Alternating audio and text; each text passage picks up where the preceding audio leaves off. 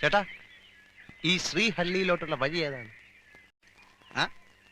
എന്റെ വന്തേക്കൊത്തി. അല്ല, മലയാളം. മലയാളം അറിയാമോ? മലയാളം. നീ ഹേളത് കൊത്തത്തില്ല. ഞാൻ പറയുന്നത് ശ്രദ്ധിച്ച് കേക്കണം. കാളവണ്ടി ഞാൻ കാട്ടിക്കൂടെ വഴി തെറ്റി ഇവിടെ പുരിഞ്ച രക്ഷപ്പെട്ടു. ഇനി ശ്രദ്ധിച്ച് കേക്കണം. ശ്രദ്ധിച്ച്.